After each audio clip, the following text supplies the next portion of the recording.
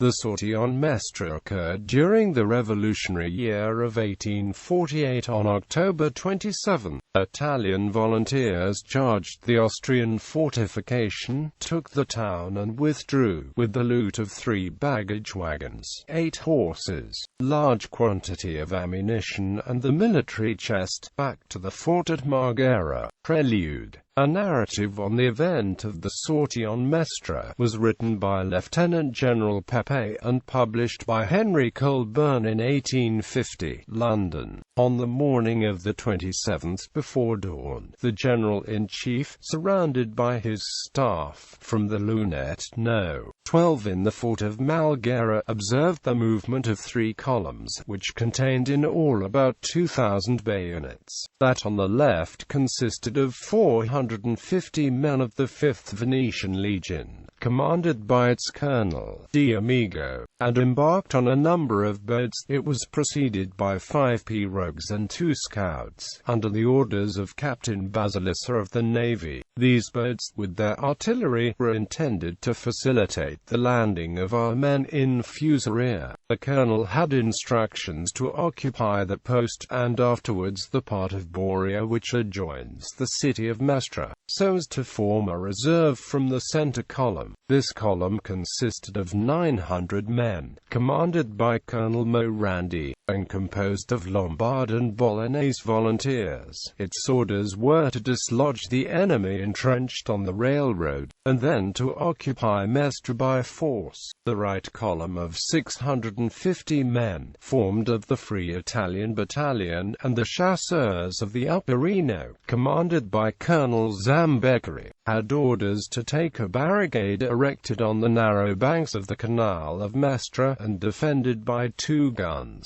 and by considerable numbers of infantry posted in the neighboring houses, which were fortified with loopholes. The sortie. A narrative on the event of the sortie on Mestre was written by Lieutenant General Pepe and published by Henry Colburn in 1850, London. The strength of the enemy was about 3,000 men on the whole line, besides 2,000 entrenched in Mestre, which was also defended by many field pieces, and by chasseurs ready to fire from the houses.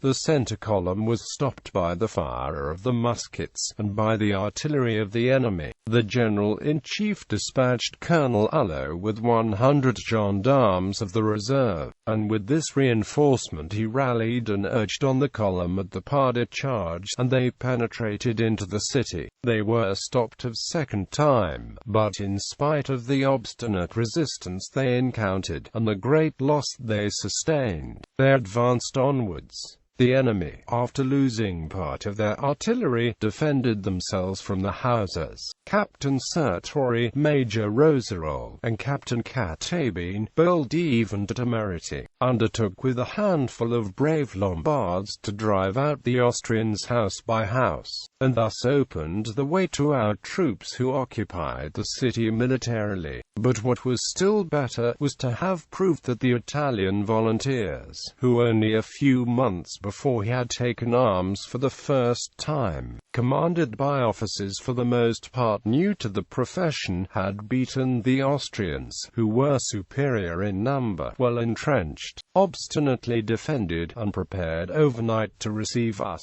and who made use of the loopholed houses as a second line of defense. Aftermath. Part of the loot taken from Mestre included the official Austrian war correspondence, amongst which the Venetians discovered that the Austrians had been informed of the projected attack, and had made all the necessary arrangements to meet it, which proved that the Venetians had a spy amongst the ranks.